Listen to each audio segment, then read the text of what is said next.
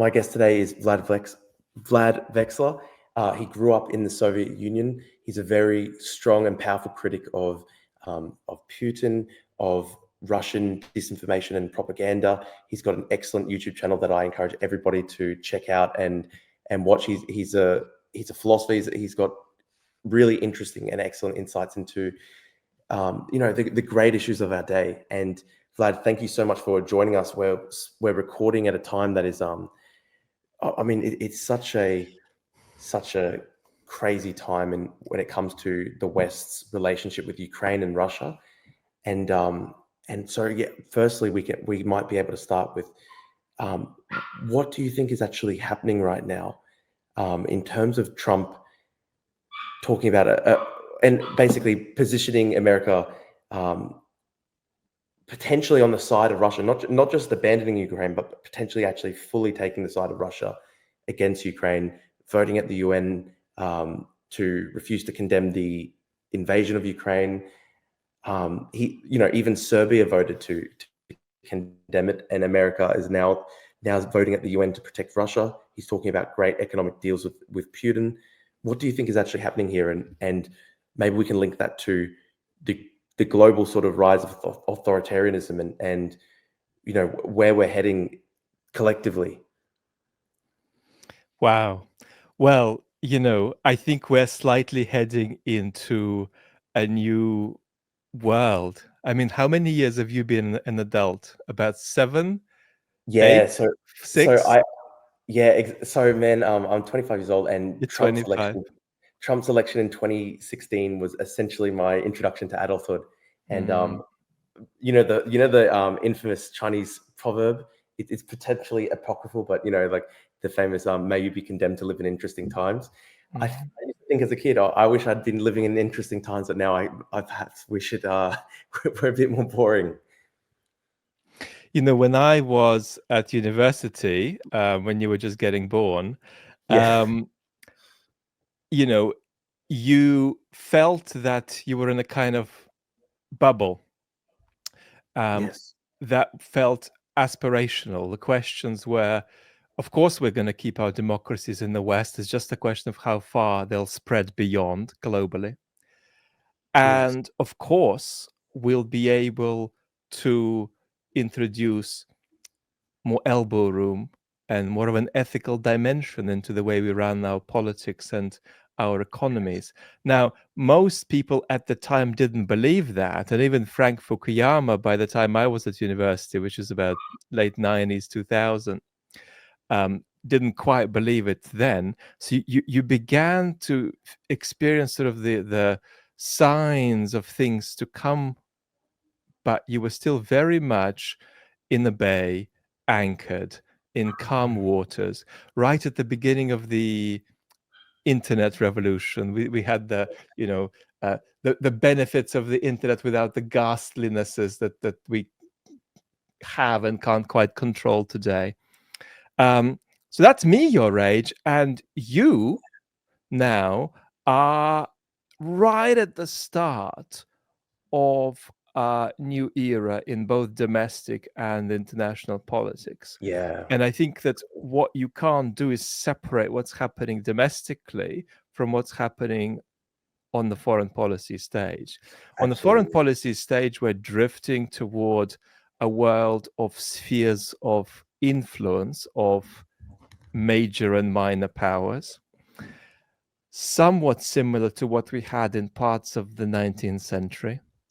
And we're Yeah. drifting toward a world that is a world of enemies and friends in certain respects, a world Yes. where there is less soft power, where there are fewer enduring alliances, and the world in which, and I'm going to say something controversial, but it actually is a neutral description in my view, the US empire is in decline. And for me, the US empire has benign and malign features. An example of a benign feature of it is, in my view, its support for Ukraine. Yes. So that's what imperial decline looks like. And all of this international stage chaos is connected with and largely driven by democratic decline at home. The fact Yes. that when And it's truer of younger people and older people. When people your age look at their political systems today, they feel not just that they're being failed by them, but that they can't make sense of them. So it's a Yes. feeling not just of powerlessness and betrayal and unsafety, but also a feeling of being lost. And that's really scary, because what you get then is increasingly populations that revert into magical thinking about politics, into Yeah. magical thinking about politics that's thinking outside of cause and effect, Yeah. almost as if we wanted to get you to work today, but we completely gave up on the idea of transport and directions and orientations, and we just thought you'd step on a carpet and somehow get delivered there. If that's how we thought about going about our days, we wouldn't even be able to, go out and buy basic groceries. But that's increasingly how we think about our political system. That's very, very scary. And Yeah. that means you can't have a national conversation about anything, because you don't Yeah. have a shared mental world, you don't have a shared fact world, even. So that means that the very values that are meant to keep democracy on the road, and that's solidarity and the public Yeah. good, the idea that there's some kind of national project that we're in together, whether we're in Aussie land, whether we're in Britain, but we're all citizens here in our country. Yeah. And we increasingly lack the emotional fiber that that kind of shared civic belonging requires. And if you look at Ukraine as an example, something you're extraordinarily passionate about, I know, um, one of the bits of terrible luck for Ukraine is that they were dependent on backing from a very, very major power just at the time when democratic incapacity at home created a strategic incapacity on the foreign stage, such Yeah. that you had the United States not just not being able to deliver, but not being able to even have a conception of what it is that it was trying to deliver. And as scary as this all sounds, the bad news is, of course, that we're just at the beginning. We're right at the beginning of this, and this is going to be a journey we're on for 2 or 3 decades, right? It won't get better. We can make it not get as bad as it can by doing a lot of smart things, but it won't get better. It'll still be tricky and trickier than now, 20 years into the future. However, this doesn't mean that we're going to sink as democracies, Yeah. because what I like to say is that we're coming out of the bay, going into open ocean. It's going to be bumpy. A couple of our democratic vessels could sink, but Mm. it doesn't have to be so. So, democracy and crisis can coexist. Historically, we know that. So that's Yes. the positive news. And if we keep enough of our democracies on the road and reconstitute the democracies a bit, get better at having a sense of solidarity within our borders, then we might be able to put together something that's better than simple chaos on the international stage. So much to discuss based on that. I really, really agree with your analysis. And I saw you retweeted the thing from Rory Stewart the other day, which is pretty alarming, where he basically said, we're in the 1920s, not the 1940s, and we're basically going to be dealing with this for 20, 30 years. And what comes after Trump might be worse. And that's a very scary thought. It's worse, but it doesn't mean we're heading into the extent of darkness of the 30s and 40s. I don't think we Yeah. are. Yeah. Where we are heading into is more like a situation where many Western democracies risk looking like Hungary looks today. Yeah. Um, Illiberal democracy. so that's not some kind of genocidal nightmare. Yes. It's a situation of democratic but not necessarily societal collapse. But where I agree with Rory Stewart, who's a very beautiful UK-based conservative with a wonderful ideological openness to everybody else, is that we're at the beginning and we are in the age of the early wave of populist politicians who tend to Mhm. be buffoons today. And I think that in the 2030s, we're going to be dealing with Trumps with the discipline and political wherewithal of an Orban, which will mean that it'll be an even greater test for our counter-majoritarian institutions to resist that. And that's, I think, what we should do in this period. We should get warmed up at keeping our democracies on the road as they are being stress tested, because the stress tests that are coming next are going to be not necessarily catastrophic, but they're going to be even more difficult. Yeah. Well, I mean, that's extremely disturbing. I mean, yes, you're completely right. I mean, if you consider somebody like a JD Vance type figure, he's so much more disciplined and arguably more ideologically coherent than Trump. I mean, what do you think? What do you think sort of contrasts somebody like JD Vance from Trump? And do you think he's like more dangerous, for example, for places like Ukraine, for Europe? Trump is a classic post-truth, populist, Berlusconi type buffoon, plus with a couple of extra features, and that's his narcissistic personality disorder, let's say allegedly, to keep your social media safe, and allegedly neurodiversity, allegedly ADHD, which is to say that Trump has quite a concerning interaction between his narcissism and his impulsivity. True. That is consequential because it means that he is kind of open and that it's theatrics that are primary for him. He doesn't himself have a very clear ideological project. I would even go as far as saying that he doesn't even have political beliefs. He has dispositional states that come and go. That's true. But he has people in his administration who have more of a coherent vision of reformulating the state. Now, we shouldn't exaggerate this because there's a cacophony of voices in the Trump administration.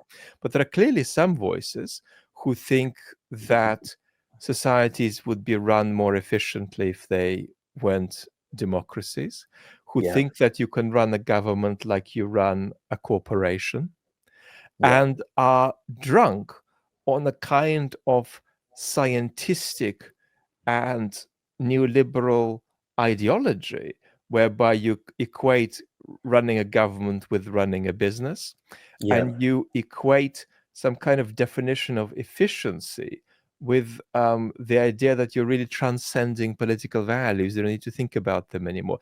The reality, of course, is that their concept of efficiency is itself enormously value-laden and is full of prejudices and dreams and fantasies about what society might look like.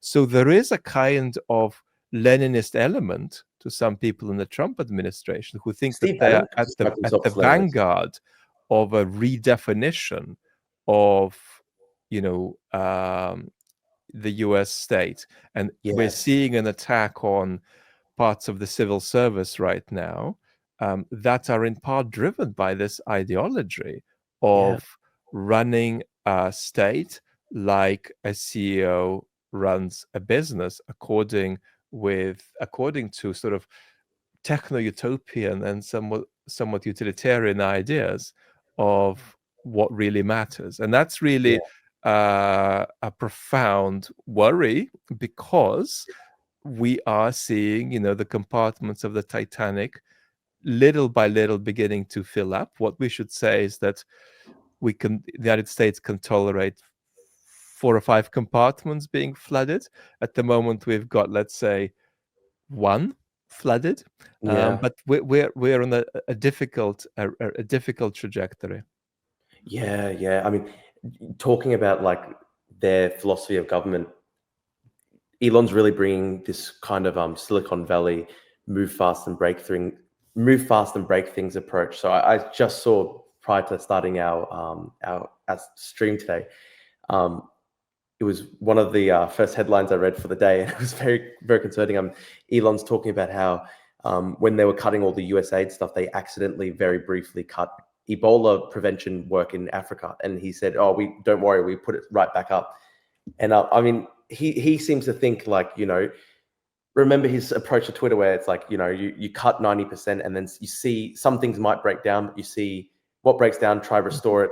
And I think with his approach to business, he would often talk about, when you're stripping code away, you actually first see what then breaks, and then you restore it. And he would often say to his employees, I think at Tesla, I read the Walter Isaacson biography, and he'd often say to his employees, see what breaks down. If we don't strip away enough that there are breakdowns, then we haven't done enough in terms of, revolutionary reforming things. So yeah, you're absolutely right. Like there is a kind of Leninist vanguard, and Steve Bannon has actually described himself as a Leninist before, which is very interesting. I was going to ask you, so we were talking about magical thinking and how this is increasingly dominating politics. And I remember I read Anne Applebaum's book, Autocracy Inc., and I thought it was a really good book, and I really quite like Anne Applebaum. She was arguing that there's not so much as kind of like ideological coherence between this kind of like rising authoritarian, autocratic, revanchist kind of coalition. So China, Russia, Iran, North Korea, Venezuela. She was arguing there's not so much ideologically that unites them. It's more sort of like gangsterism and oligarchy and corruption. I actually think potentially it's a bit different. When you're talking about magical thinking, I mean, magical thinking is completely what sort of dominates Putin's, approach to Eastern Europe and the world. China, like, I mean, this is the funny thing. People often try and present the Chinese Communist Party as a kind of like more stable or more responsible kind of power compared to Russia. But there is so much magical thinking in China today. I mean, I think this is one that's maybe not as well known, but here's a good example.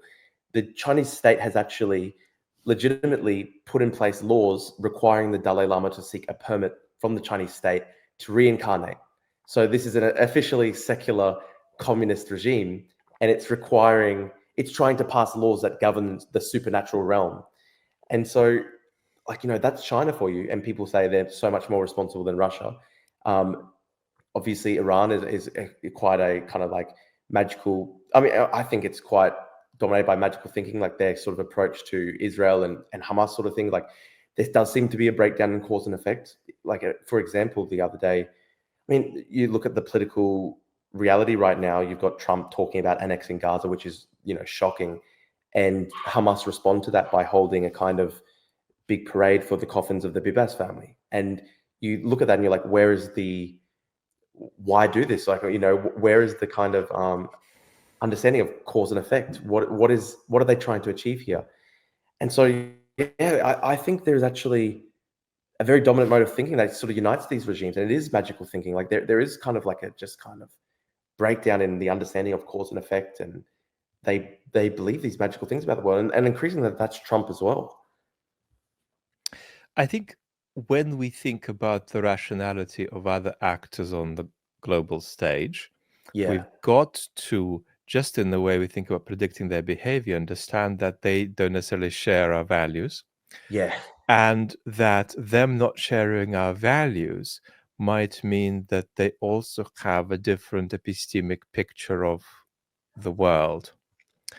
And that's really important because we tend to model the way we understand the workings of other regimes on a kind of economics textbook driven idea of rationality. And one of the reasons we're really encouraged into that is partly because of the Cold War, because both sides were rational in that way, actually. And that's to a degree because Soviet communism is an experiment in Western utopia on Russian soil. It's paradigmatically Western ideology.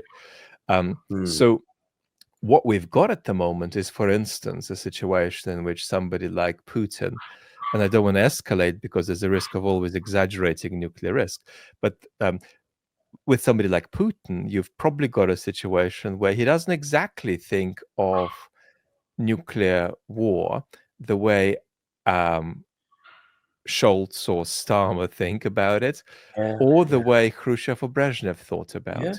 yeah, We shouldn't exaggerate it, but there's an element of mystical thinking there. There's an element of apocalyptic thinking there, yes, that we need to not panic about, but we need to understand. So I think that's yes. really important. We It should is apocalyptic. not try to constrain our picture of what we count as rational action, because Yeah, Putin is an extremely rational actor. The true. Chinese are very rational actors. But Yeah, what we need to do is not constrain our picture of what makes a rational actor according to to our values. accord with the values of a particular stage of Western Yeah, civilization. So yes, that's one thought. But the other thought is that you're quite right. It's important to explore how far this authoritarian global wash that we're floating in is driven by some ideological pictures. Because one of the biggest myths in politics is always when people say, I don't have an ideology, or when people say, well, these actors don't have an ideology, they're just out for themselves. That happens. There's no doubt about that. That happens. And we've got a lot of political entrepreneurs in our own democracies who are treating political careers like business. yes, And the things to be gained are basically attention. yeah, Uh, but we do have to explore what all of these things might ideologically have in common. Like, are there some pictures of the world that somebody like Orban and Putin and Trump, who are very different from each other and run very different societies, we don't want to equalize it, but what is it that they might share in common? That's a very important question. And we shouldn't just say these are self-serving entrepreneurs who are merely after power. No. yes, yes. What do you think actually unite? Like, what things do you see uniting Putin, Orban, Trump? Like, what do you think unites the way they see the world? So I have a label that's a terrible label on top of another terrible label, and that's hyper neoliberalism. Now, I use the term neoliberalism already in a special way. I don't see it as an Yeah, analytical position. I wouldn't see Hayek and Friedman as neoliberals. I yeah, see okay, it as a form of magical thinking about the primacy of the market. So if we're debating about whether the railways should be nationalized or privatized in a particular country, and you tell me they should be privatized for these 7 reasons, then I wouldn't call you a neoliberal. But if you say they should be privatized because the market, man, the market, then yeah, I would call you a neoliberalism. So neoliberalism isn't a mistake. It's a kind of immersion in images about how the market is able to do things, whether it actually can or can't do them in reality. And I'm claiming, and I'm not alone in this, that there can be a kind of continuity between neoliberalism, which is what I've just described, and a kind of hyper neoliberalism. And hyper neoliberalism says, yes, the market is all that really matters, but we should rethink the market on the model of just a human situation of conflict of all against all, with the strongest winning. So what I'm true. saying is that there's a kind of um, leak, which you observed in Russia, but it's global, between what you got in the early 90s in Russia, which is the neoliberalism I've just described, Yeah, and a leak from that through to the idea that it's a version of normal when your relations with every issue are about, can I buy this? And if I can't, can I get it by physical force? Can I conquer it? And I think that what we've got is this one ideological ingredient that's shared between Orban, Putin, and Trump. And that's some kind of idea that you emphasize the market, but sneak into your idea of the market simply an idea of a conflict of all against all, with a legitimation of the notion that within that conflict, the strongest party will win and actually should just win, that there are no values, there are just interests. I think that is something that Trump shares with Putin. What Trump then doesn't share with Putin is Putin's mysticism, and he doesn't share many of the fascist elements of Putin's ideology. But I think there are three pillars to Putin's ideology: fascism, mysticism, and hyper neoliberalism or neoliberalism. Yeah. And I think that Trump, to a degree, shares quite a bit of that. And that's well reflected in this sort of crony imperialist discourse that Trump is engaged in. I'll buy a bit of that. If I can't buy a bit of it, I might conquer it, or I'll threaten to conquer it. So I do think that that kind of picture is floating about across all of these instantiations of global authoritarianism. It's necessarily vague, what I've said, but it has to be, because I'm not talking about beliefs people have. I'm talking about what kind of images of politics are floating around. And I do think that there's this kind of blend of might is right and the market is everything that is common to much of this authoritarian wave. Yes. I wonder whether maybe instead of neoliberalism, maybe what we're talking about here is kind of like a form of social Darwinism, and it kind of would be fitting to think about it maybe in terms of social Darwinism, because it's kind of like a neo 19th century, early, like the age of the carve up of Africa, the age of imperialism. It's kind of a reversion to that type of thought. I know that. I mean, what is? It's interesting because Putin and Trump, they're also very able to kind of completely kind of like bypass the market when it suits them. Like for example, Putin locking up Khodorkovsky. Sorry, I don't, but Putin, like when Putin locked up some of the top kind of like billionaires and oligarchs in Russia when he was first coming to power. Trump as well, sort of like going past traditional neoliberal thought in trying to bring back tariffs, and that is the tariff situation is also again kind of like very similar to this kind of like 19th century outlook with spheres of influence and trading posts and all that sort of thing. I wonder whether you think maybe what we're talking about here could be social Darwinism rather than neoliberalism.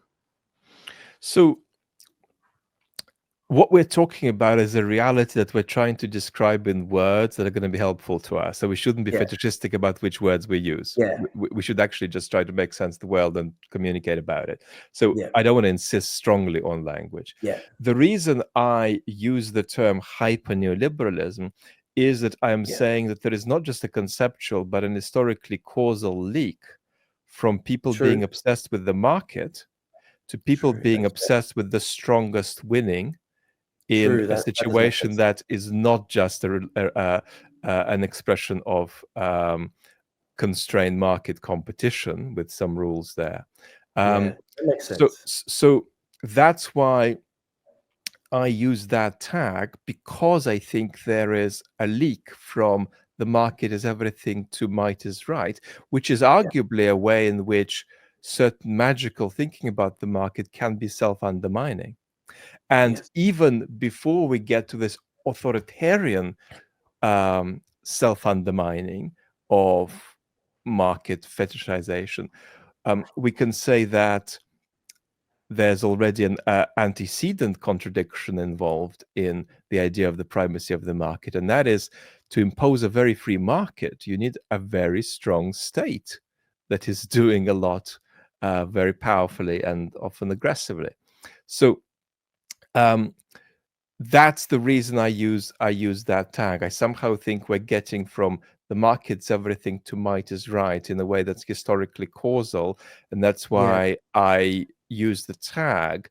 But I would want to encourage you to have your own tags and not necessarily borrow mine. I think you are right, though, that obviously you can't get Trump without the age of hyper marketization in America, and you also don't get Putin without the age of like sort of like shock capitalism in Russia. So I think you're right there. I wonder. I'm just trying to think how to express this.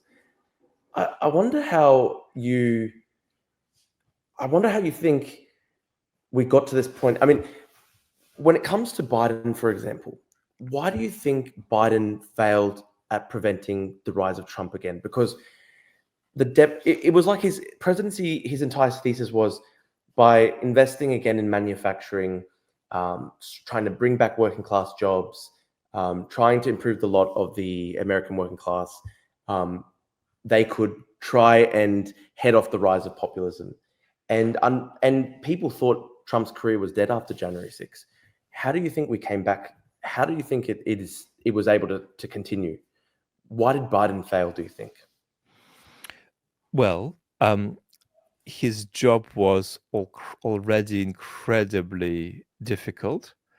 And I think that not just the substance, but the style of Biden's politics, a kind of technocratic centrism, as I label it, is a style that unfortunately just further deepens distrust in institutions, whatever the policies it comes with. So the crisis of trust was in motion already by the time Biden got his first term. And it's Biden's first term that's the aberration, not Trump's first term and not the return of Trump, in my view. So Biden's already in a very difficult position. What else could have been done by the Democrats in Biden's first term? Because as you've said, if you actually analytically look at some of their policy enterprises, they did try to be progressive on a scale that went beyond Obama, for instance. So why did none of this register? I think that one factor that certainly played a role is Biden's cognitive decline. In the crisis of trust, Biden had a lack of capacity to communicate with the population, which is just an absolutely egregious self-own for a democracy to put itself in that position. And I am somebody who, as you know, has conditioned myalgic encephalomyelitis, and for 2 or 3 years of my life, I couldn't talk or walk or read. Actually, around the time I was your age. And so I know quite a lot about cognitive decline. And when I look at Biden, I actually believe, contrary to the alt-right arguments against him, that he was able to be in charge and he was making decisions. I actually think the cognitive decline affected not so much his policy, but his presentation. So I reject the story that the cognitive decline doesn't matter. I think it's actually a democratic calamity. So I reject that resistance liberal BS. But I also reject the idea that Biden's a puppet. Biden was in charge. And in fact, the Ukraine policy, for instance, is enormously conditioned by Biden's personality. Yes. So that's one thing. Now, a second thing is that in a crisis of trust, even when you're trying to be more progressive, you have to offer a vision of where you're taking the country, that you narrate the country through as you're embarking on implementing that vision. And that was spectacularly absent in the Biden administration. Absolutely. Now, I'm a big fan of over-communication. You know, in personal relationships, in romantic relationships, when things go wrong, we communicate. We need to communicate more. We need to over-communicate. I'm a big fan of responsible politicians over-communicating with their populations. So we had a huge vacuum of vision.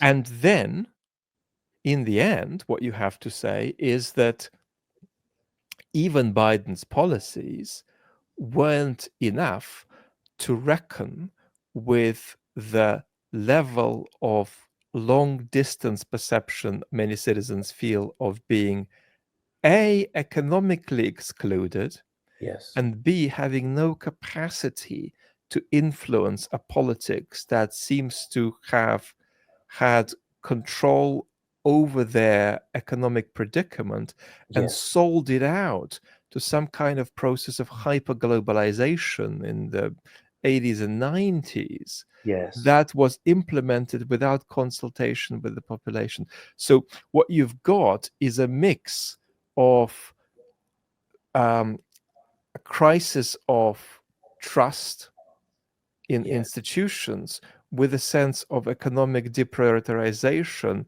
and helplessness about that. That's a So very toxic mix. it and that's something that's been building since the early 70s in the West. So Yes. what we're really dealing with is a failure of, as Samuel Moyn argues, who's written an important book about this recently, a Yeah. failure of post World War II liberalism to be liberatory enough in what it was offering citizens. Yeah. Post World War II liberalism was too complacent in saying, well, if we have enough economic growth and we're fairly efficient, we're going to keep our democracies on the road. What we're realizing is that we've lost large majorities or small minorities of our citizenries that way, and they Yeah. do not trust us, and they do not trust credentialed elites like you and Yes. me to run their lives. And this is very, very difficult. So it required both more radical policy from Biden and but even more importantly, a conversation about where the country was being taken that was very engaged and actually started with the premise, guys, you've lost trust in us, and you are right, which Yeah. That's also true. acknowledges the idea that the Trump vote is possibly, in many ways, conditioned by quite a bit of magical thinking, but it's also liberatory. Trump A lot of people feel like it. voted for freedom and for empowerment and even for democracy. That was what was so disastrous about Biden, and after a Yeah. brief hiatus, Kamala Harris again putting democracy on the ballot. And that's that the other side also had it on the ballot. They were voting to Yeah. save democracy against you. Yeah. Um, That's so so true. we need a profound redefinition of just how much it takes to restart a national conversation, Yes. um, whereby politicians can speak to the country as a whole. Yes. And that's bloody difficult to do when we're broken up in small social media bubbles. But we Yeah. need that, and we need radical policy. And we are in tragic waters in some ways because there is a set of painful conflicts between democracy and actually some of the most important goals that we're trying to achieve globally. For instance, we have a conflict between democracy and effective action on the foreign policy stage, because if you're not trusted by your populations, they feel that you're prioritizing foreigners over them. Yeah. We have a conflict between keeping our democratic institutions and action on the climate crisis, because we have populations all over the West who simply Don't want do to. not Yeah. find it legitimate for their Yeah. state to have massive investment tackling the climate crisis, which is a Yeah. threat to our democracy, among other things, Yeah. because we're going to have massive immigration flows and many other challenges that it generates for us. But we've got these threats to democracy, but if we begin tackling them, we begin breaking our democracy. So we do also have a set of very difficult catch-22 populations situations, and that's why we need political leaders who are bloody good at talking to people without BS. And acknowledging that something for the last 50 years has gone very seriously wrong, that it can't continue. Yeah. Gee, isn't it just it? I think historians, in decades to come, will just think back to the, like just how contingent it was, the fact that Biden was so old and had that cognitive decline that prevented him from communicating in effective terms with the public, because if that had not happened, like, which is such a just a chance thing, such a contingent thing, it's probably very likely that Trump never would have came back. And so isn't it interesting, just like, the very small, almost butterfly effect types things that can then have these disastrous consequences far into the future. You, I mean, just such small things, like, for example, the assassination attempt on Trump, like literally history comes down to just centimeters. It's just shocking how we're in such an age where it's just like in such total flux. Things are just like right on the edge everywhere. And, it's hard because, in some sense, we can see Trump as inevitable. Now that he's won the second term, we can see him as inevitable. But there certainly was a time when Trump wasn't inevitable after that, after January 6th, after the first term. So it's just shocking just how close things come. The principle is absolutely right that individuals and moments affect history. I do think that the social forces that are driving democratic decline globally are fairly stable and they're with us. So we're kind of swimming against the current. We can't change the current. We can swim against it more effectively. But of course, along the way, individual moments change history. I think you are right, though, that the structural forces are there. And do you think is it just? I mean, it's obviously also decades of economic decline and sort of deindustrialization and neoliberalism. It's all these things together. But is it also just like, obviously social media is such a huge part of it? I mean, is it just also partly to do with the fact that like it's almost like a revolution on the scale of the printing press? I'm not sure. Like, what do you think are the main things? Obviously, we've got the massive economic story. We've also got social media as well. I mean, where does that come in compared to, say, like, the economic conditions of the past 30, 40 years? It's huge. I mean, I tend to start with 4 buckets when we talk about what the hell's going on. Yeah. One bucket is economic exclusion. Yes. Another bucket is, of course, social media. Yeah. Another bucket is the untethering of social bonds. The fact that we don't have a society in quite the way we had a society decades ago. We do not share communal experience.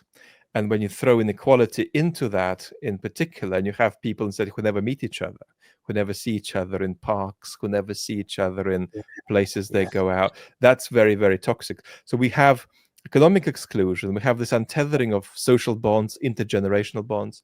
We have social media, which is what your question is about. And then we have ideologies of self-realization. Most strongly recently expressed in what's sometimes called wokeism or hyper-identity politics. That's also absolutely antithetical to the enterprise of a solidarity-driven conversation, because it fragments you further and further and further into identity bubbles. What are you? Well, I'm a that plus this and plus that and plus intersectionally 17 more other things, and that's my bubble. And there's literally nothing unifying anybody. How can you possibly then, A, seriously think you can base a politics around that and win, and B, actually just talk to your citizens? But in terms of the state of social media, in terms of this, state of social media, I think that the current state of social media is not compatible over a 20-year run with the sustenance of democracy. So the kind of ride you are having, for example, on Twitter X, is crazy. It's crazy. I mean, you're in a completely bizarre environment there. You know it's nuts. You know it's nuts. And so I don't think that with that as the state of our public squares, we get to have a very high chance of keeping our democracies unless we do something about it. But doing something about it is very, very difficult. So absolutely, we are broken into not just mental world bubbles, but fact bubbles. And we are broken into not just algorithmic constraints, but also into a situation where we ourselves begin to think like an algorithm does. A lot of our political discussion takes the form of slogans. If Drew mentions the word potato, I have to mention the word tomato. It's just automatic. Potato. Well, what about tomato? Well, too Yeah. much. Well, what about parsnips? And Yes. it's a reaction that is simply incompatible with something that I think is a responsibility of a democratic citizen, and that's to think freely, not to think well, not to think originally. I mean, we don't need to be Wittgensteins here, Yeah. but to think freely. And I think every human being can think freely. And part of the reason that, for instance, I do my YouTubing in such a weird way is that I'm aspiring not to make particular arguments about things that people believe, but I'm Yeah. actually aspiring to create a small space into which people routinely come back, which is why I have a Yeah. sort of a main channel where I do some polished videos, but I Yeah. have a second channel, a chat channel, where I'm much more regular, is also much more Yeah. compatible with my health, which is not about making arguments about stuff. It's about actually just coming back to the same space with a group of a few tens of thousands of people and saying, can we just understand that we're gathering here together to reflect and Yeah. to share and to explore, and that that's more important than what we actually think. That is So extremely rare.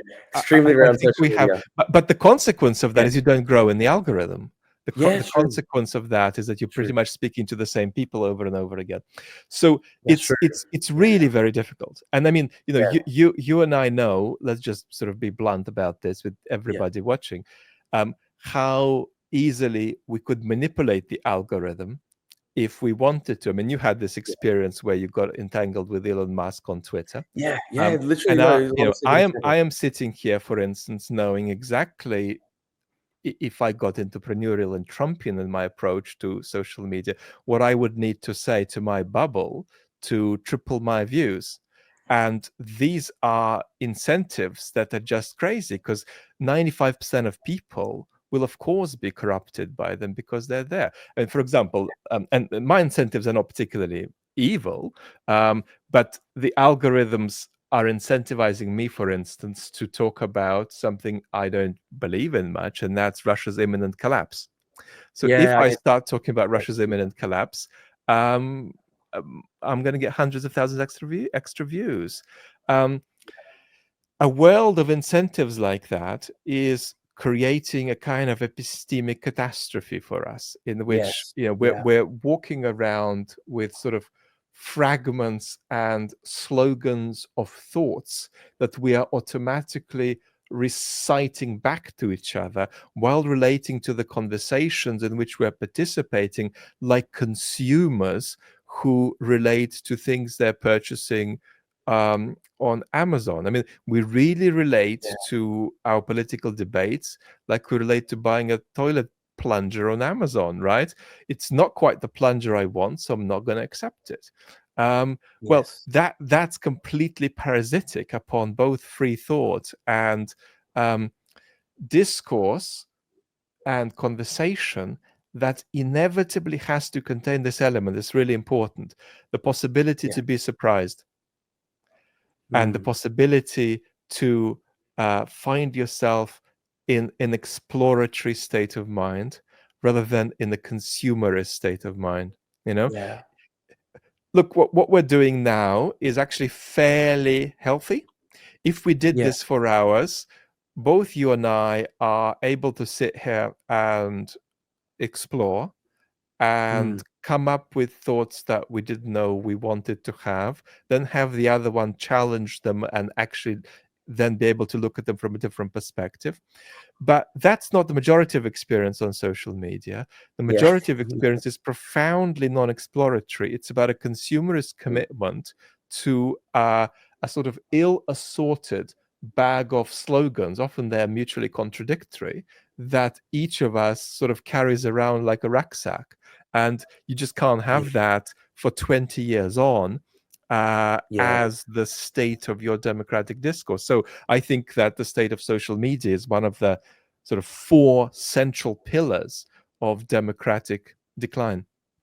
Yes. Look, this is actually so true, Vlad. And it's good that we can talk about this in such an open way because I had such a bizarre experience in January, right? So I think it was Boxing Day. Somebody in Britain posted the court transcripts from the Oxford grooming gang case. And it was such a disturbing and disgusting thing. I read the court transcripts, and to me, it literally sounded like something out of like the rape of Nanjing. Like it sounded like war crimes, like it was a really affecting and disturbing experience. And when I read about this, I immediately felt like I really wanted to talk about it. And I guess this is something I wanted to talk to you a bit about later.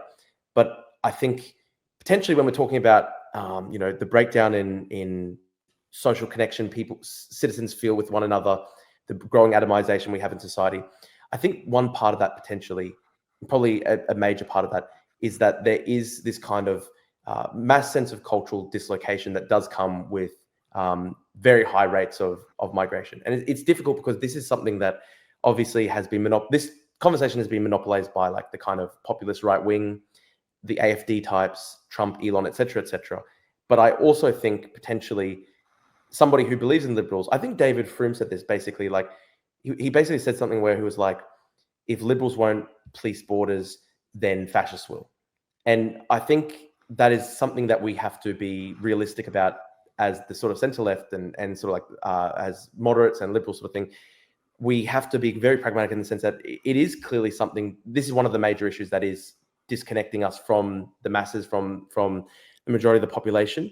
And we've got to have a probably frank way to talk about these things.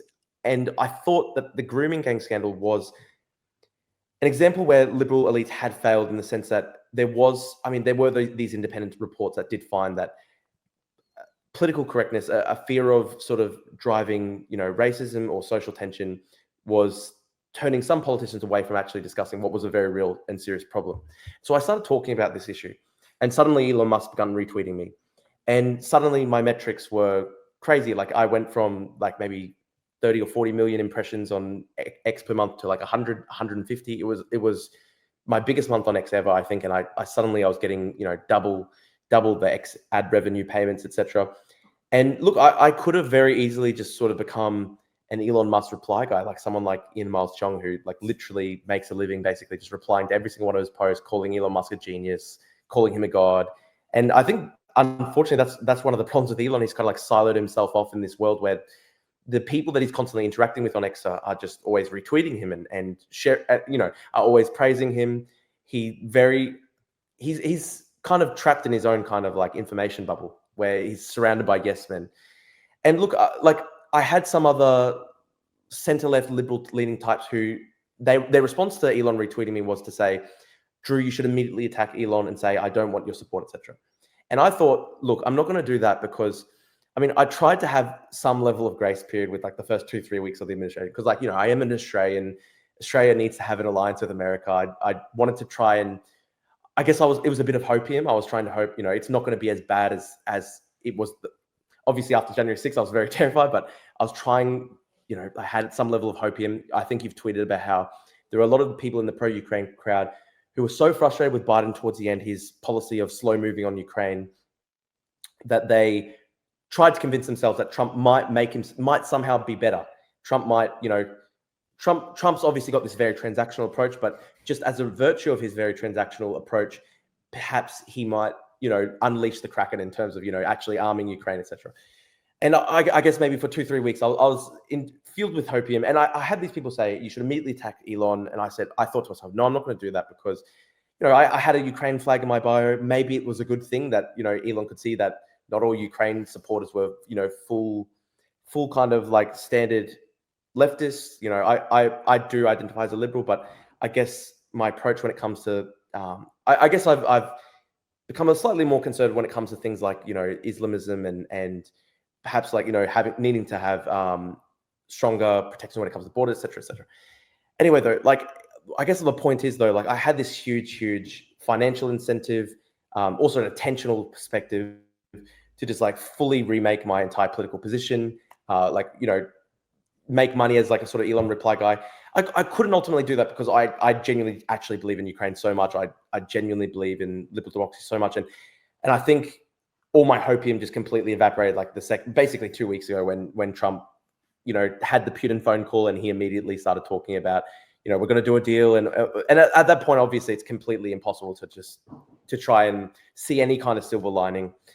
So I guess, look, I had that experience, and it is actually just such a difficult thing because, as you said, 97% of people are probably 97% of people are probably going to fall prey to the kind of sort of pressures of the algorithm. And look, even that's the story of Elon Musk, right? He literally 3-4 years ago he was posting about how he supports LGBT at Tesla, etc.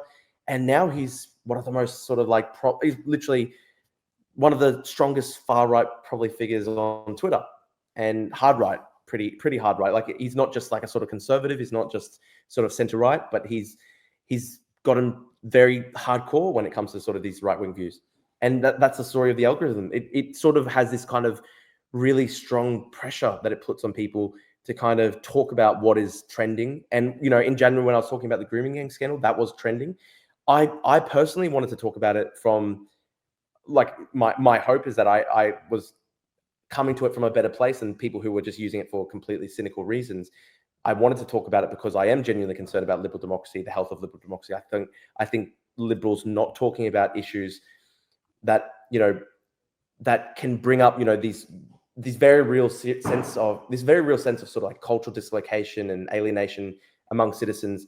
I think when we don't talk about that, if we try and avoid some of the problems that do come with very high levels of immigration and difficulties in integration and assimilation, then a lot of the citizenry will just think that these people aren't even in touch with reality. And I didn't want to be like that. That's why I wanted to talk about this. But I wonder, like, what do you think on this? Like, is it possible to talk about these issues without being captured by the right? And there would definitely be people who hate me or oppose me who'd say, well, Drew has been captured by the right. He's already been captured by the algorithm because he has come around to a kind of more conservative position on, sort of things like illegal immigration and crime and for example, extremist political Islamism and stuff like that. That already is the result of the algorithms capturing Drew. I would hope that it's not. I mean, I still think my core fundamental values in terms of believing in liberal democracy, the coherence of liberal democratic Western sort of way of the Western liberal democratic way of life is still there. And I still do favor like a pluralistic, multi-ethnic society, etc. It's just more that I'm concerned that by completely ignoring the sense of dislocation and alienation that citizens can feel when it comes to very, very high rates of immigration, we're failing. And that's one way that we're potentially ceding a lot of ground to the right. What do you think on these types of issues? Well, I mean, I think the two issues you're raising are really important: algorithmic drift and immigration, which is going to be the central political challenge Western democracies face, and it could break them. So just briefly on algorithmic drift, what I think it's important to understand is that people often ask, well, is it a sincere change of mind that people experience, or is it grift? And that's to say, is somebody thinking this because they think it, or are they saying it because it serves them? And the answer is that sincerity follows convenience here, especially if the movement is slow enough. So what happens is that you begin to move infinitesimally, little by little by little by little by little. And you can watch that with a lot of our public figures on the internet. A wonderful example is Brett Weinstein. Another example is, to a lesser degree, but still true, Jordan Peterson. There's this capacity for infinitesimal algorithmic drift where you are in fact sincere as you drift, because the inflection feels so small that each day you're pretty much moving in the same direction as you did before. But there is a change, of course. And if you look at a year or 2-year period, you could actually end up saying the very opposite of what you were saying earlier. And there are literally creators on YouTube with millions of subscribers who are saying the very opposite of what they were saying 3 years ago, and actually are sincere about it. So that's really important and dangerous. We have to watch for that. Now, one way to watch for it is not to think about the world so with the aim of sharing your thoughts on social media. Like, what else is driving your thinking about the world? Yeah, So yeah, I am fortunate in my capacity as a philosopher that I don't think to speak on YouTube. I think, yeah. and I also happen to speak on YouTube. I That get you. that Yeah, creates a boundary, but I'm enormously conscious of 77 things I could just slightly adjust about how I speak that would create a more views for me without anybody really too much noticing that much has changed. So it's a yeah, very toxic pattern whereby you're incentivized into this kind of imperceptible drift like water coming to the boil. Now, yeah. immigration. Personally, Audience capture as well. Yeah, yes. Yes. yeah, My audience yeah, wants me to say that Russia is about to experience economic collapse. yeah, That's what they want me to say. So, yeah, um, now on immigration, yes, if you populated my entire street with Syrian refugees here in East London, I would be in love. Syria is a remarkable culture with endlessly marvelous traditions. So my yeah, personal sensibility on this is to yeah, be profoundly open. If you put me in, in a village in a small island in Tonga, where I lived for a while, I am yeah, completely comfortable. So that's my personal disposition. yeah. But And look, politics even me starts. personally, I've got a, yeah. Go on. Yeah, I was going to quickly say as well, like even me personally, I've got a very high degree of openness, and like I I live in a very multicultural city in a very multicultural country, and look, I personally like that. I like pluralism. I like being able to meet people from different walks of background and way of life. I do like that. Yes. But we have to reckon with what people feel on the doorstep. And what we Yes. have had is a politics that's done two things. You decide how much immigration you're going to have on the basis of what you think the economy needs. Yeah. You sprinkle a little bit of human rights into that too, not too much, but a bit. And then you tell the population that that's the policy that they're going to get. And I've just lost your video, but do you want me to keep speaking? Yeah. Yeah. Please keep seeing. I've got my webcam Brilliant. back on. Yeah. Yeah. So that has proved to be a disastrous dynamic because we've ended up in a situation where our immigration policies just do not generate democratic consent. Yes. And Yeah. we're in a very difficult catch-22 situation. Let's Yeah. take most countries. I mean, I happen to be in the UK, but it's a very similar story everywhere. Yeah. To run our public services here, we need an enormous amount of immigration. We need an enormous amount of immigration to fulfill what we understand to be our other economic requirements. But that amount of immigration is inevitably going to make a large minority of folks in Britain lose trust in democratic institutions. And if we lose those, we're going to lose everything. So Yeah. this Yeah. is a very difficult situation. One of the Yeah. things that you can easily observe, as Michael Ignatieff argues, is that human rights discourse has now failed around the issue of immigration. It has. It Yeah. just generates resentment. And that's why you have to move to a discourse of the gift and generosity. So thank you for welcoming X number of people into your country, which is your home, rather than shut up, they have a right to come in because of human rights. Yeah. So we Yeah. No, I mean, so we've you, got we've got to yeah. change our discourse in some ways. But I don't know if you've seen this, Vlad. There's go a on. kind of common. Sorry to interrupt you, but this is right on your point. There's a common discourse that people will respond to sort of like anti-immigration sentiment on social media and stuff by going, "Well, Britain colonized the world, so this is like your revenge." But like when you're framing it in terms of a revenge, that is so bad for like generating democratic consent because people are obviously not going to feel like they're obviously if they're telling you that this is a punishment, this is not obviously a way to generate democratic consent. But yeah, sorry, you go on. Well, I mean, we basically have to alter the immigration policies of Yeah. the last decade or two in order to get our citizens back on track with us. I think you're right. Because at the moment we are facing what I would describe as a crisis of legitimacy around that issue. That's how big the gap is between mainstream institutions, political elites, and how citizens feel about this. And quite frankly, it doesn't matter whether you are right or left or center or up or down or blue or purple. You are on track to experience a catastrophic degradation of your of your political institutions if you carry on the immigration policy you've got. What's really brutal about this is that the previous immigration policy was already very challenging and brutal from a human rights point of view. So we are in very difficult waters where, quite frankly, we now are choosing between a decency and a civilized approach to immigration and a massive legitimacy crisis that sends our democracies spinning.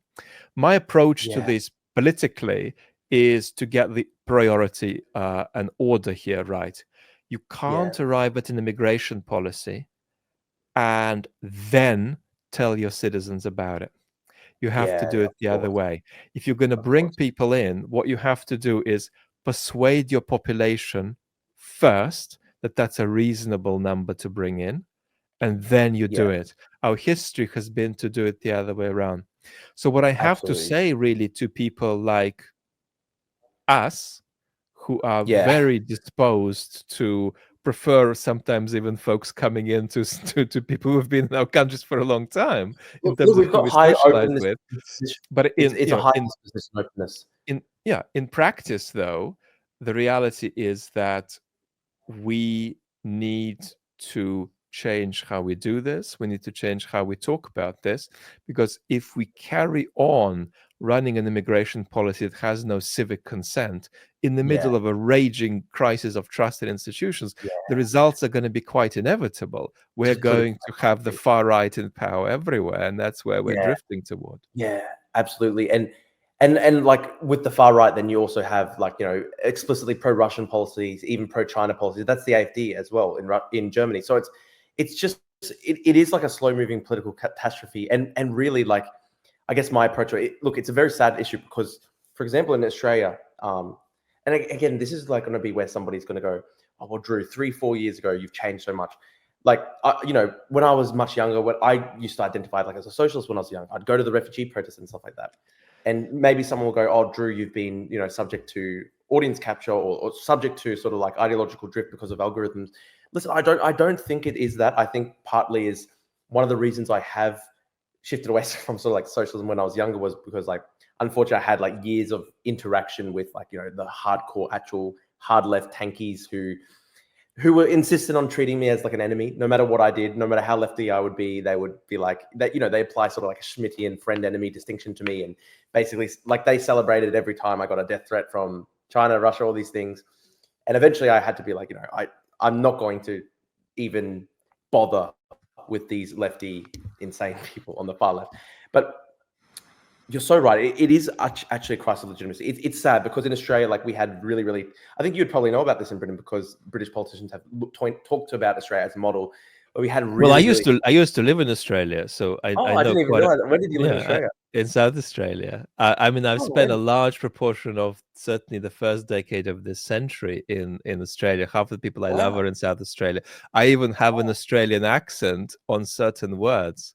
When I say the word water, for example, you can hear it totally. So I love it. So I know a little bit about your politics. Yeah, I mean, I know like a lot of British politicians talked about Australia's approach to overseas sort of like illegal immigration arrivals as the model, where we would basically we actually had like internment facilities for refugees who tried to arrive by boat. And look, it was a very brutal policy. It resulted in a lot of suffering.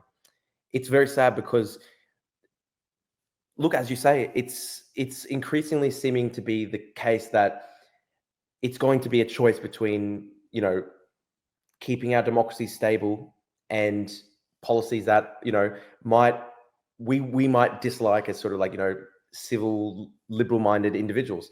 And as you say, we're both people of like high openness, persuasion, disposition. I personally love interacting with people from different cultures, different foods, different cuisines. I love every time I interact with. Look, one of the cool things about Brisbane is like you're constantly interacting with people from all around the world. Like the other day, I was talking to a guy from the Congo, and we're talking just about like Rwanda, and we're talking about the conflict in Eastern Congo. I love just talking about people's history, politics, all these things. Very much love like sort of, I love global politics. I love global history, etc., etc. At the same time, though, as you say, like if we are not going to address this as kind of like liberal, open-minded people, and acknowledge the fact that there is a crisis of legitimacy on this issue, and people feel a genuine sense of dislocation, mass alienation, etc., that's feeding into atomization, and that in itself is then going to be feeding into the far right.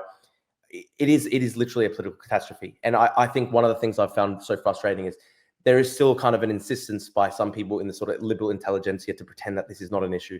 And so, for example, like I quite like Rory Stewart on a lot of issues, but I thought his take when it came to the grooming gang scandal was a bit bad. Like, I mean, he was talking about like, oh, these young girls were being he talked about it in terms of like, prostitution, girls selling their bodies for money, etc.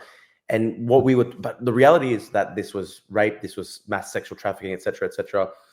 And I just think there is some kind of, there's a big block I think a lot of people have in the liberal intelligentsia where they don't want to talk about this issue, because just even acknowledging the reality that there are big problems with regards to assimilation and integration, big problems with cultural alienation and dislocation.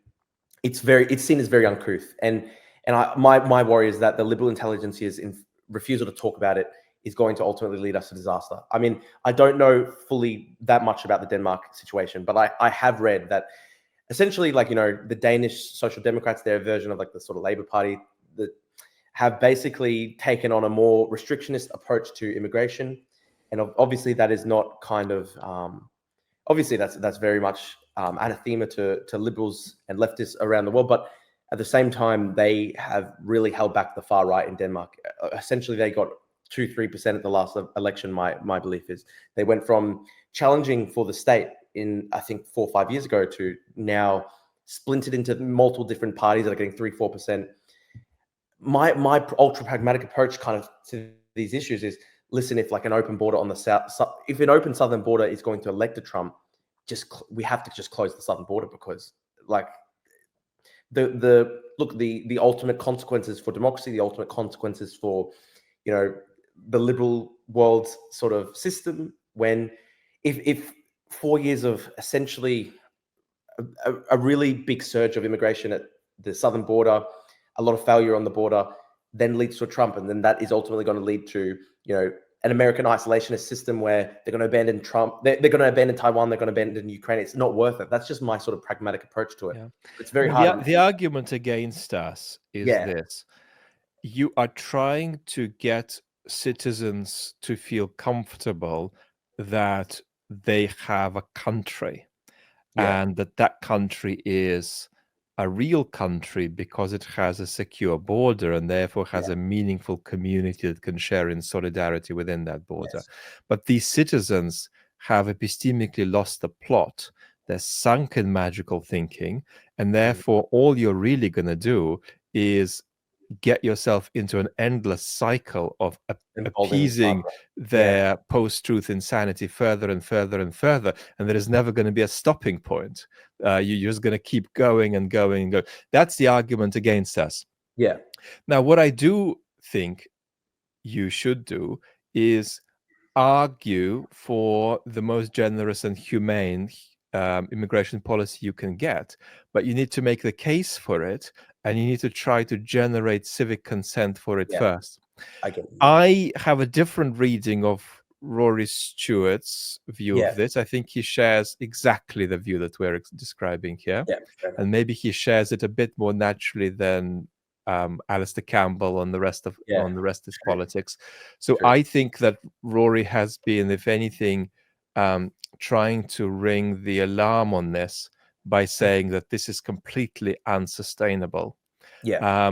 And we have to wake up to this. And the real way to think about just how disturbing getting this wrong is is that, in my opinion, and I believe in tendencies, I don't believe in predictions, but I think that we are on course for a wave of white identitarian politics in the 2030s. It's already happening. I think that what I call hyper-identity politics is going to mean that the wave is going to be 20% worse than it would have been without hyper-identity politics, because we played this game of making political disagreements about core moral disagreements and core moral disagreements about identity, and identity about how you need to make sure institutions represent that identity, impose it on all their members and all their future members. This sort of leak of steps of wokeism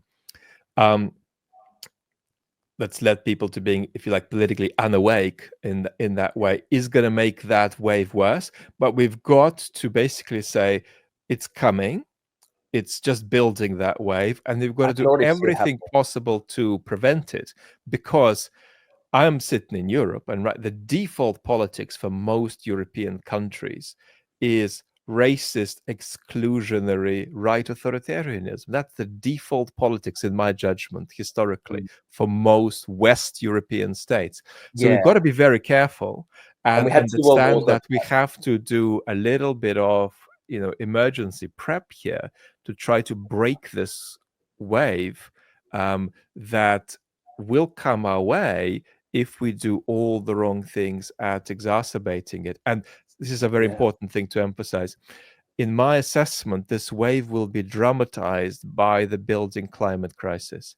So we're going to have hard right, pro-climate, white identitarian movements. At the moment, we've got a situation where basically on the right, if you are on the alt-right, if you are on the post-truth right, you're still trending toward climate denial. I think that one of the biggest mistakes pro-climate folks make is to think that denial is always going to be the position on the X-right or on the authoritarian right. It won't. Eventually, we're going to have pro-climate movements that say we do have a serious global crisis that poses very big systemic threats, and we've got to make sure that the people who matter most are protected. So this is going to be further an exacerbation of this really scary white identitarian stuff that we need to prevent. Well, you're right. There will be ecological fascist movements, and when you're talking about like this rising wave of white identitarian politics, you can already see it on Twitter. There's a resurgence of kind of like support for Hitler on Twitter. Like there are literally videos there are translations of his speeches into English using AI that get millions of views and things like that. It's very disturbing. There's really, really strong sort of white identitarian rising politics on TikTok and Twitter and stuff like that. And look, as I'm somebody, we're both people who we don't want people to be divided into tribes. We don't want people to be divided by race. I believe, I'm a Greek Orthodox Christian. Ultimately, I believe in the equality of all human beings. I don't want people to be completely divided by sectarianism and race and all these things. I want people to be viewed as human beings, and it's just a very scary time. It's a very, very scary time because we're seeing a resurgence in fascism. And look, I'm not sure exactly what the right orientation to take is. I'm not sure exactly what we should be doing as people who believe in liberal democracy. My hope is that serious, hard-headed, pragmatic politics, truthfully trying to rebuild trust and legitimacy with the public, acknowledging that we went too far with things like migration and stuff like that. But my hope is that we can try and take away energy from crazy people on the extreme right wing. That's my hope. But as you note correctly, there will be people who argue that you're just going to be appeasing the right wing by doing that. You're going to be appeasing the far right, and it's going to lock into an endless cycle. It's a very difficult thing. What do you think we should do as well in terms of the threat of censorship, for example? Like, I sometimes now worry that, like, if I were to be too stridently critical of Elon on X, I could potentially lose my account one day, and that would be a huge hit to me. That's my biggest social media. That's my main way of communicating with the public. I get Twitter ad revenue. Like I'm worried about a creeping sense of self-censorship as well when it comes to, like, growing growing like sort of like fascist movements online and stuff like that. I see that you were sort of like targeted by like a sort of pro-Trump mob recently on YouTube. What do you think is the best approach to this? How should we respond when these things happen so that we don't fall into the trap of self-censorship? I think there are two things that are really important to start with. One is that it's not just about the extent of censorship, it's about the source of censorship. So I can have power over you, but not use any of it to control your speech. But the fact that I have power over you is already a really problematic situation. Yeah, So you absolutely. are saying, I am worried Musk will do X, Y, Z. And you're right. But we also have to add, it's really worrying that Musk can do X, Y, Z, whether he does it or not. It Yeah, true, shows of course. that our public squares are essentially in illegitimate hands. I mean, if you take YouTube, right, where I spend most of my time when it comes to the social media Yeah, platforms, right, we've basically, got a public square that is owned by what is effectively a potato chip company. It might as well be a potato chip yeah, company. It's no more, Google are no more qualified to run a public squares than my neighboring kebab shop. It's true. it's just a True. random private company that Yeah, somehow ended up in our historical moment controlling a public yeah, square.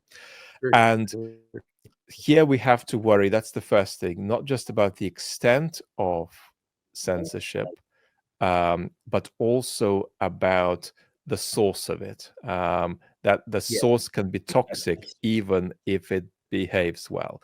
One thought. Second thought, where the post-truth ex-conservative authoritarians have a point is that we have constricted our public discourse too narrowly, such yeah, that we have pretended we have won arguments we haven't won, and immigration is a good yeah, example of it, right? yeah, And what we have to do is actually widen the breadth of permissible discourse that our mainstream institutions and mainstream media institutions accept as permissible, because we've yeah, got now big minorities or small majorities of citizens saying, hey, I never agreed to this, we need yeah, to re-legislate this issue. And while that's not my definition of populism, some people define populism as a kind of blowback to centrist liberalism, having pretended it's won arguments and settled yeah, issues it hasn't won and hasn't settled. And citizens yeah, are saying, well, hang on, we don't all agree with this. So yeah, don't put up a flag in favor of this thing if 25% of the population are on board. yeah, Persuade us first and then do it at least.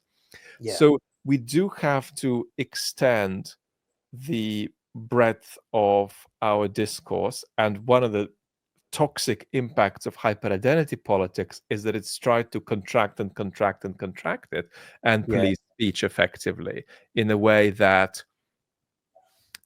was very counterproductive, because it didn't yeah, take on positively the systemic challenges of inequality and racism that are actually real. I mean, there's genuinely a lot of racism around, there's yeah, genuinely a lot of Islamophobia around, genuinely a lot of anti-Semitism around. Um, yeah, but uh, what we need to do is open that bracket. yeah, So that's to say the Twitter pre-Musk, right, yeah, was constraining speech yeah, too restrictive. excessively, in my view, Yeah, um, in a way that was out of touch with the yeah, sentiments on the doorstep of citizens. But what yeah, we've got now is these free speech warriors that are coming in and are being far more recklessly and illegitimately restrictive with our speech than the people they were criticizing. So that's the problem. So first, you distinguish between the source of the power and what that power does. Second, you admit that we've gone too much like that and we have to go like this. yeah, And then I I agree. suppose third, you have to fight and call this out. But this is very, very difficult because it sort of puts you in a position, should I be on that platform at all? Is it better for me to be there? And what do I do if I jump off? Especially in your case, you've got a bit, a big following there. So these are very difficult decisions. And of course, one of the ideas could be, well, why don't European countries start banning Twitter X? The problem with that is that it's likely to feed into the very legitimacy crisis we're talking about, Absolutely, where absolutely. citizens are irate they've been left out of the circle of respectability. Yeah, So absolutely. and we have no way of making these platforms democratically accountable and democratically transparent. We don't know in some cases how the algorithms work to create good Yeah, political oversight over that. In other cases, we do know how they work, but we can't do anything about them. They're just simply servicing the financial interests of whatever enterprise it is that is yeah, running that particular social media platform. But I think that we do have to stand up and say no yeah, when this alt-right bunch are trying to restrict our speech, and realize that most people are going to be intimidated. Most yeah, people are going to comply. Most people are not going to stand up. Most people are going to say, well, it's Trump's time now. So let's quieten down how much on MSNBC we talk about these two topics. Let's yeah, quieten down how much we do direct and sort of unconditional criticism of Trump. yeah, So this is the same kind of drift as the algorithmic drift we were talking about. yeah, People are complying preemptively left, right, and center. yeah, yeah, You saw the incredible fright put on the global charity sector by the sort of obliteration of USAID. People yeah, were scared to speak up because they were still dependent on the United States in so many ways. That's the default reaction of human beings. People are going to little by little adjust their speech, little by little let go of recalcitrance on issues if it yeah, thinks it frightens them. And that's a very, very toxic effect because, again, it happens so incrementally that people think that they haven't changed or they changed because of their own volition. This is a yeah, very absolutely. basic sort of philosophical problem. To what extent am I changing my mind about something because of how power relations in my society are arranged? And quite Absolutely. certainly, people are in a real fright during the Trump administration. The Yeah, media is in a real fright. yeah, I mean, if you look at a lot of critics of Musk from the tech journalism world, they're literally scared for their safety. yeah, So of course it's going to constrain speech enormously. But I think what yeah, you can do is try to make as much of a commitment as you possibly can to not preemptively comply. yeah, absolutely, absolutely. I think Snyder talks about that. It's very true, and it's exactly the case. It's scary. It's almost like you have to prepare to be like one of those kind of like internal dissidents that like we so often fate in we often fate dissidents when they come from other societies, but it's very hard to be a dissident within your own society. That's a very difficult thing. It's very difficult because the drift is so gradual. The adjustments that Yeah, you're asked to make are gradual. And, yeah, within a course of a year or two, you're suddenly in a different place, even yeah, though you thought you would just inflect your direction by a couple of degrees. So it's yeah. very, very It's difficult. it's And very insidious. It's very the scary. default expectation is that there will be uh, a pattern of submission Yeah, and yeah, compliance, and there's very little we can do about that being sort of the default, but we can always try to sort of argue um, that enough people you know should stand up against this and encourage them to do so. yeah. Absolutely. I'm very conscious of the fact that you've given up so much of your time today, especially with your health, Vlad. I thought maybe just for one final question, if that's okay, I could ask you, where do you think Ukraine is heading in this? And I mean, this is the funny thing, because that was probably the thing that we could have been talking about the whole time.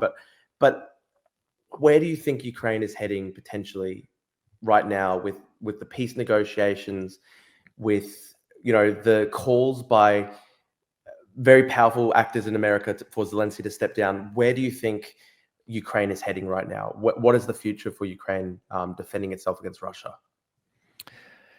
It's looking extraordinarily grim, but not catastrophic. Yeah, The position of the United States has changed from Biden's position, which was we support Ukraine to survive but not to win, yeah, a stalemate to almost. Trump's position, which is we support Ukraine to survive depending on how convenient that is for us.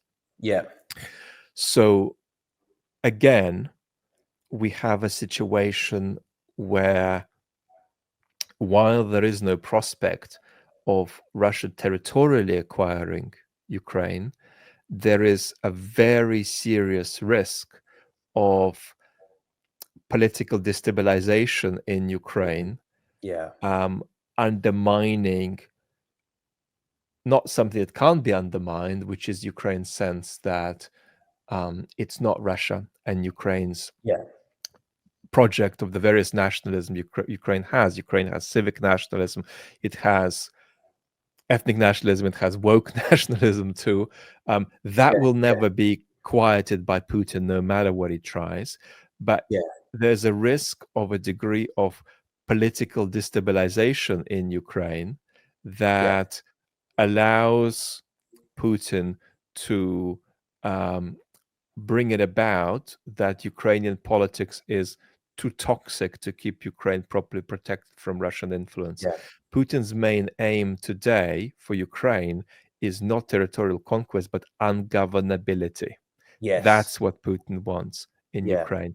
He So wants it to it's be a very failed state. important that Ukraine protects itself from this.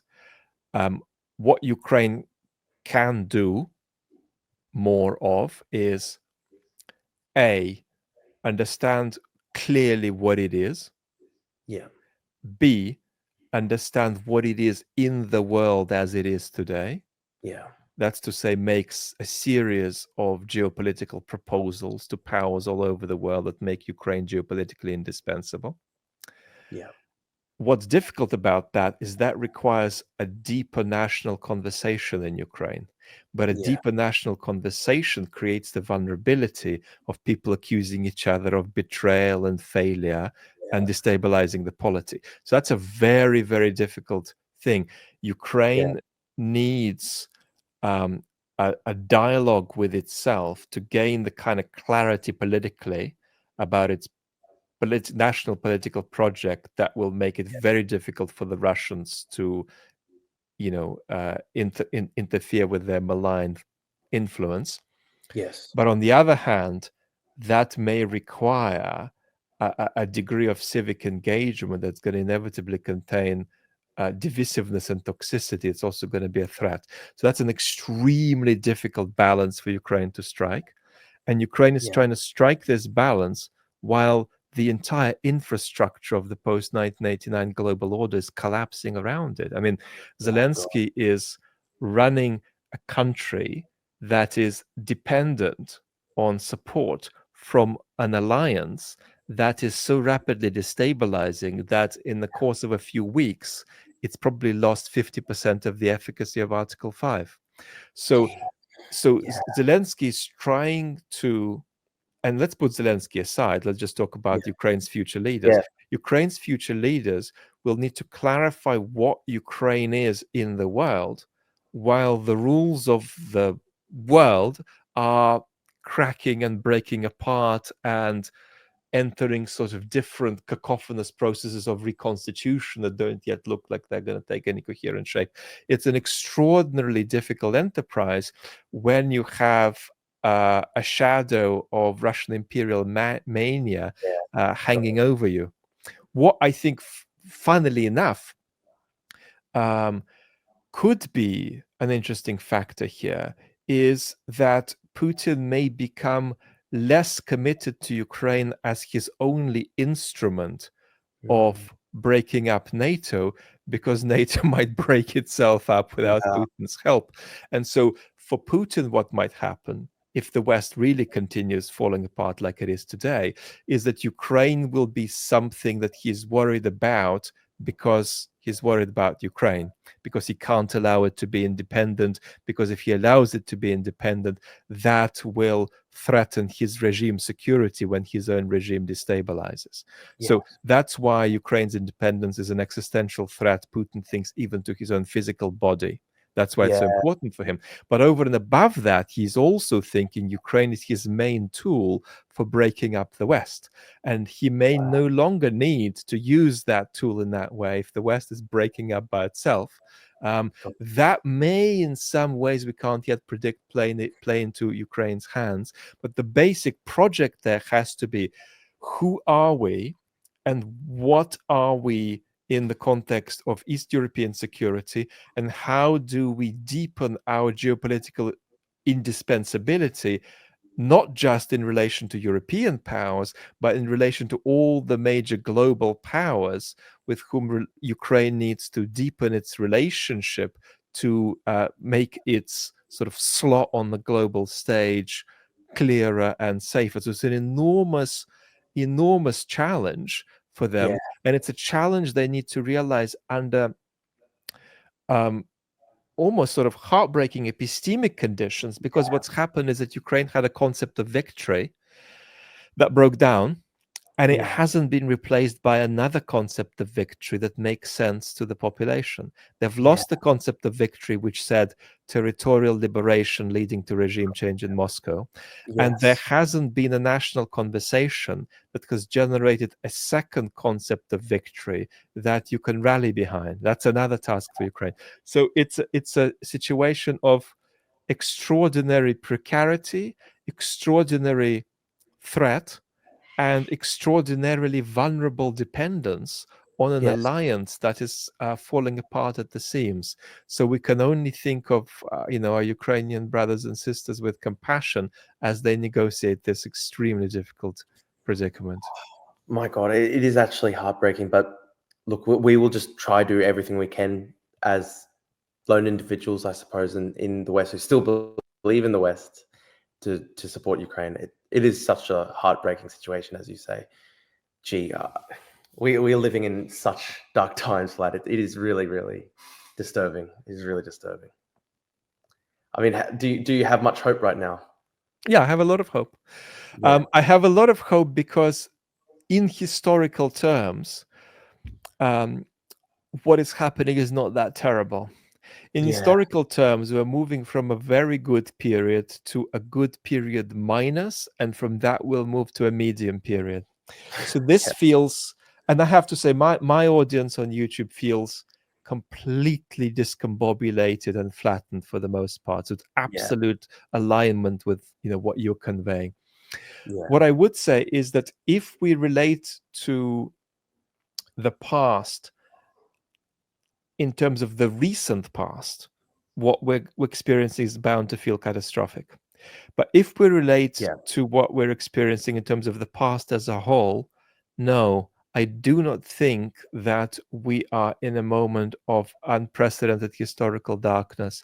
I think Yeah. Europeans walking on the ruins in the middle 40s of the Yeah. Second World War felt that it just wasn't clear where the future was going to come from and how Yeah. it was going to make sense. Yeah. Human beings who are generationally accessible to us, 1, 2, 3, 4 generations behind you, dealt with extraordinary predicaments Yeah. and felt that there wasn't a clear way through them, but maintain their resilience, maintain their sense of hope. And for us also, it's important to understand that, hope is about whether you can tell a truthful story about where your society is going that doesn't cause despair. And I think we can. I mean, my Yeah. own doomsday predictions for Western democracies for the 2030s is that the default expectation is that we could lose a quarter of Western democracies by the late 2030s. But that means 3/4 are still there. And even when you lose your democracy, there's a chance you can get it back. Yeah. And when you lose your democracy, it's not that Hobbesian chaos breaks out. You just become Hungary. You can still go to the opera. You can still go to the restaurant. You can still enjoy. You can still do online dating. So we need to understand that there are, perspectives of proportion here, and that what is happening is really bad if you look at 1990 till 2010. But if you look at 1914 till today, we immediately encounter a set of humans who went through extraordinary shit and got through and got on with it. So my response is, A, this is bad, but it's only cataclysmically bad if we think of the past as the recent past, number one. Number two, the degree of difference we can make to how bad this is or isn't is very significant. We can end up in a much worse case scenario or a considerably better case scenario, depending on what we do. Now, we is a very weak word. Who is we? But nevertheless, it's very important that this is not set in stone, and there are absolutely possibilities for transformation, even if there are certain currents we don't entirely control. So I have to say, we have to be compassionate around our mental health, but we also have to demand of ourselves a kind of resilience that makes us understand that we are human beings who live in history, right? I mean, if you get out, Thucydides' greatest work, you will see a description there of a plague that was taking out 30% of the population while wars were raging, right? So we have to understand that human life is limitlessly beautiful, but it's also limitlessly fragile and unstable. And we have a lot still going for us, even if we're trending in the wrong direction, and even if it looks to us to be catastrophic, because we're still stuck in this remnant of a Fukuyamian bubble of our elbow room and sort of our positive political and ethical and economic trends sort of keeping getting better. That won't be happening, but it doesn't mean that we're in a situation of calamitous despair. So I absolutely have hope. And when I sit around here, I think, yes, these democracies are fragile, but most of them are going to survive for a very long time. And we have historically had worse. So we need to be gentle with ourselves, but also demand a level of resilience that our historical moment asks of us. Thank you so much, Vlad. That's an excellent point to end it on. I really appreciate your time, and it's been such an interesting and actually fascinating discussion. I feel like I've been talking to a professor for the past 2 hours, so I really appreciate it, Vlad. Thank you so much. It's my pleasure, and let me tell you that just I'm proud of the journey that you're on, and I'm here to witness it and here to support it as well. Oh, thank you so much, Vlad. Thank you so much, and I just to end it, just a quick shout out to Tony Morris, my boss, who's a big fan of Vlad, and that's how I found his work, and I'm sure he'll enjoy watching the podcast as well. Thank you so much, Vlad. Thanks, everybody. Thank you so much. Bye.